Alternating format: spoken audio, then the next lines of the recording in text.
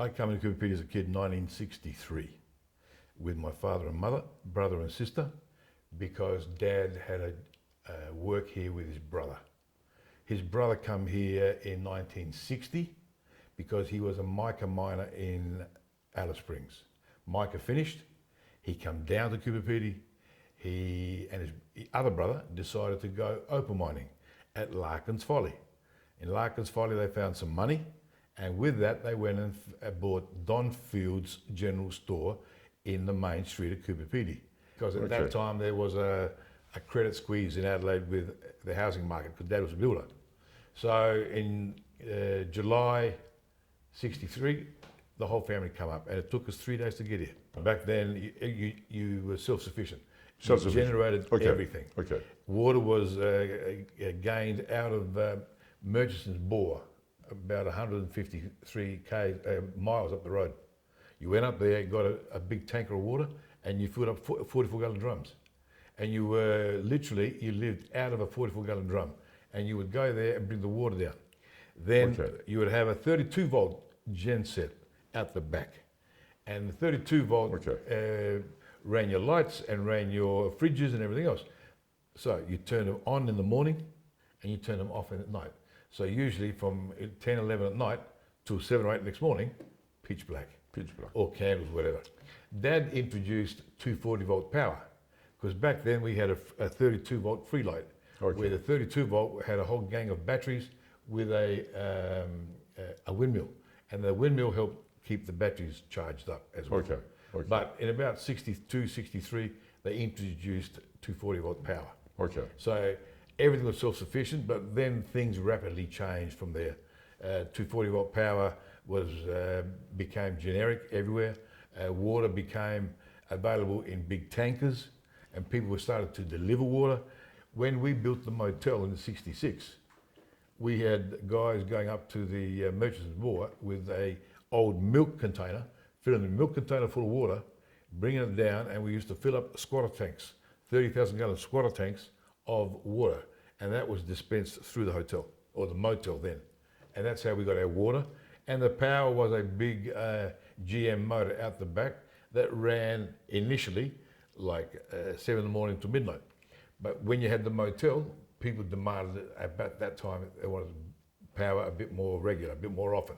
So we would have it running for 21 hours a day, from 5 in the morning to 1 in the morning, until ultimately it ended up being all day. Most of the services there were, people did things on instinct, and people did things because you needed something, you went and got it. And most of the people here in this town at that time were ethnics from Europe. And the majority of people up until 1970 would have been Greeks and Italians. In about 71, 72, our population went from, I think, something like 800, 900 up to about 2,500. Quickly in the early 70s, we went from 2.5 to about 4.5. So there for a period of time, we had about a 50% growth rate every year. Mid-70s, we were about 6,500 people. Then we had big numbers of people till about the early 80s. And then it started to taper off until we had a typical number right through the 80s, 90s and noughties, around the 3.5 mark. But that's how the population grew, with a big influx of the guys from Andamuka. So it was cash. So many people, especially the Greek and Italian immigrants who came here, were used to carrying big rolls of cash in their pockets. And that's how business was done. And if you didn't have cash, you didn't do business. And you'd often have guys in the bar walking up at the bar saying, drinks for the whole bar. And they would put a whole bunch of 20s on the bar until the whole lot was paid for, and drank. And that would happen on a regular basis. Yes. Well, those days, we wish they could come back, but they will never come back. They'll never come back. The world's changed. Like your family started the very beginning it was the first motel that they built. Your father built the first decent motel accommodation. Well, Dad came in '62. 63, we all came here together. We lived in a shed that was literally a steel shed.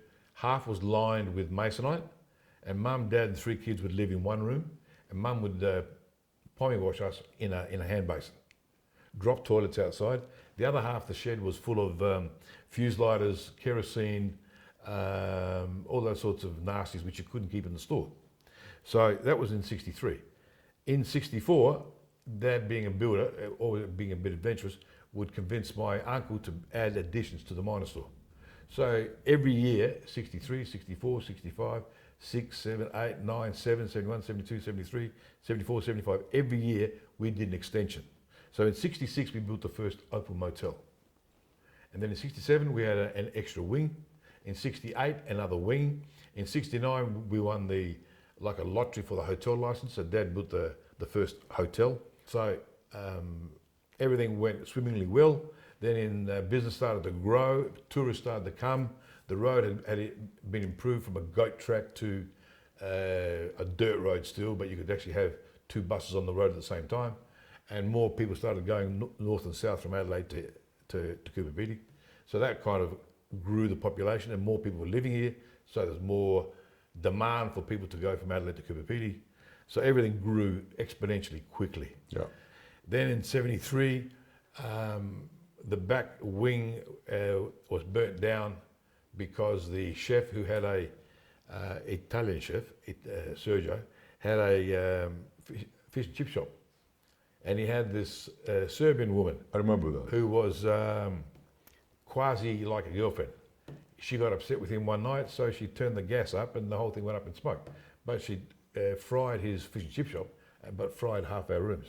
So we fixed that up. Then in 74, it was a year of consolidation.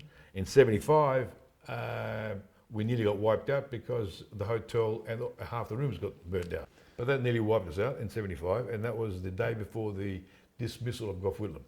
78, we stopped the expansion phase, and we could kind of consolidate a little bit.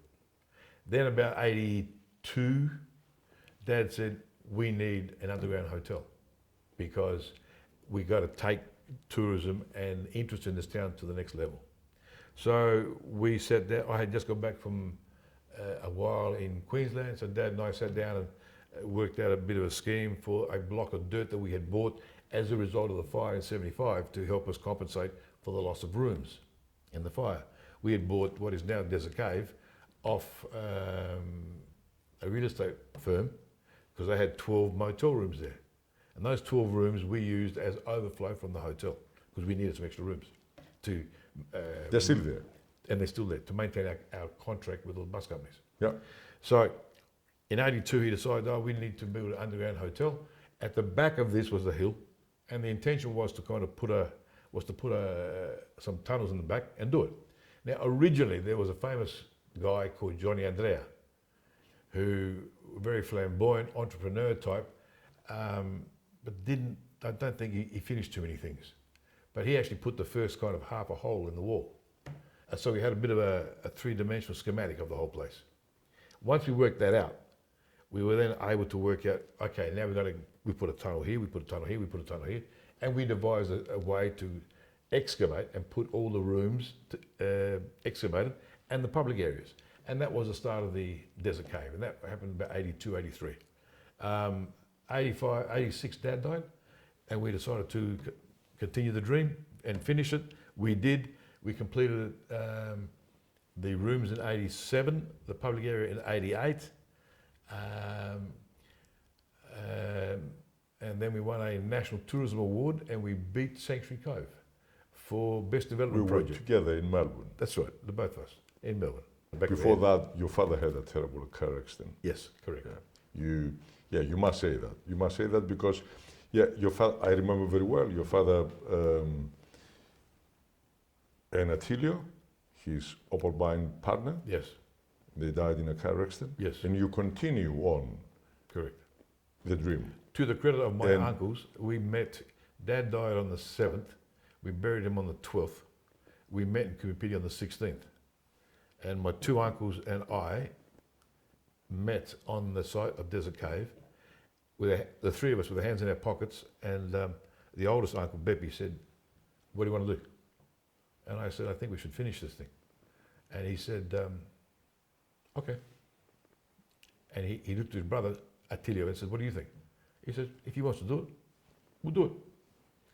We didn't even shake hands. We just said, we nodded to each other, okay.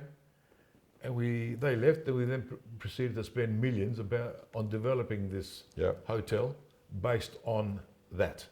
That's the way immigrants worked. If you wanted to eat, you had to go to work. And that's how the immigrant mentality of that era was.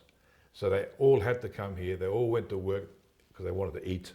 And never complain. And never complain. And on top of that, they did this because they also wanted to have families, very strong Catholics, and Greeks were very strong Orthodox and so on, but a very strong faith. And that strong faith meant they wanted families, strong family, and they wanted to provide for them. But provide not just for their kids, but for their kids as well. So provide for their kids and their grandkids. So it becomes a fantastic family unit, which happened then.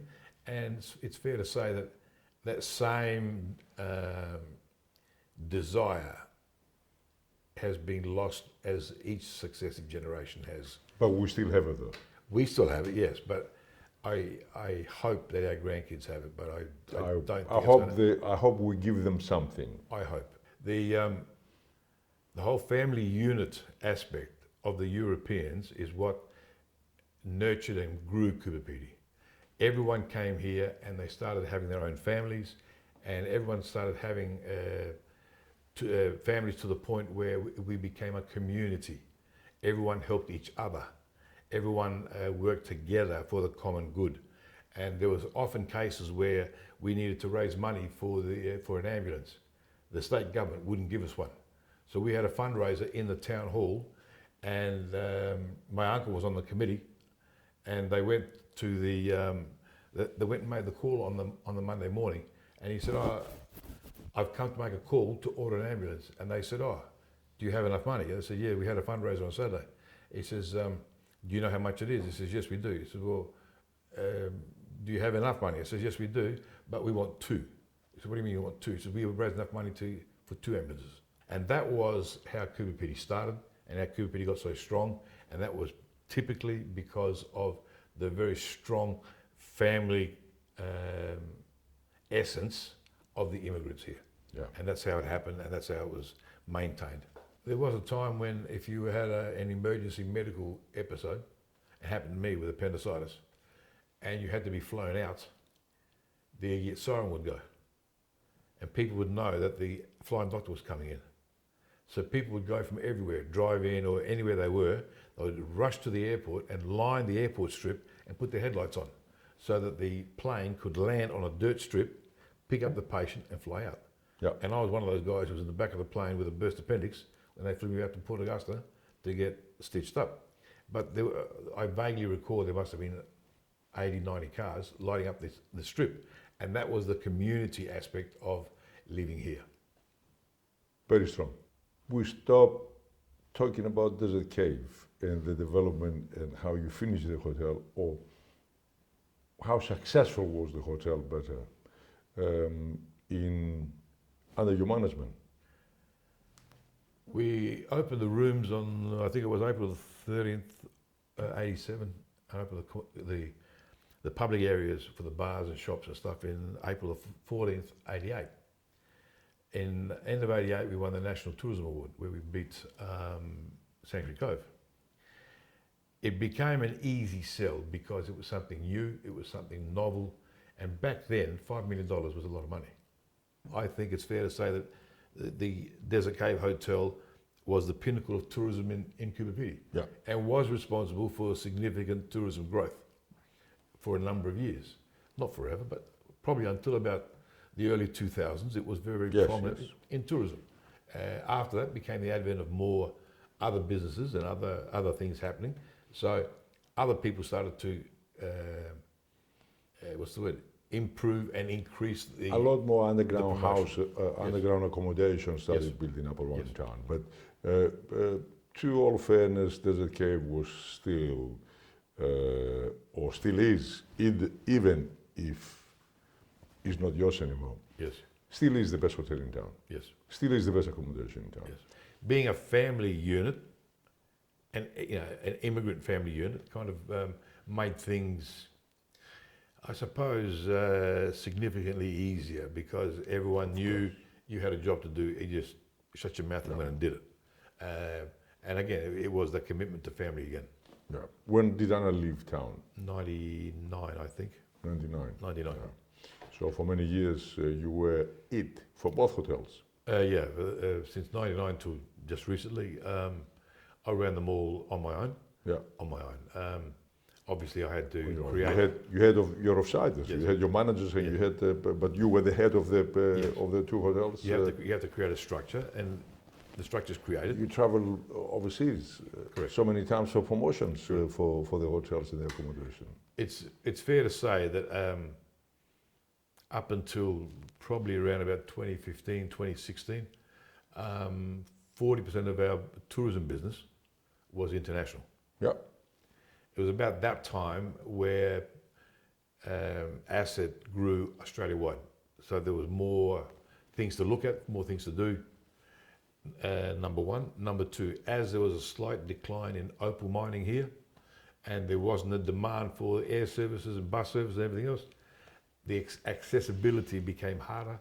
So we were finding it more difficult to get people here. So up until then, international business was good business. Yeah. And people would come here from all parts of the world. Right now, I suspect for the first time in history, for the first time in 45 years, international tourism is probably down to around 2%. Yeah. Which is very sad when you consider that international business was up around 40% from 89 to 2006, 2007. Yeah. To see that slide is significant. And of course, COVID killed it all. Yes, and COVID didn't help at all. Yeah. At all. It's, yeah. I hope international tourism come back to Australia soon. I don't believe for another 4 or 5 years or it may happen gradually, slowly, but yeah, we hope.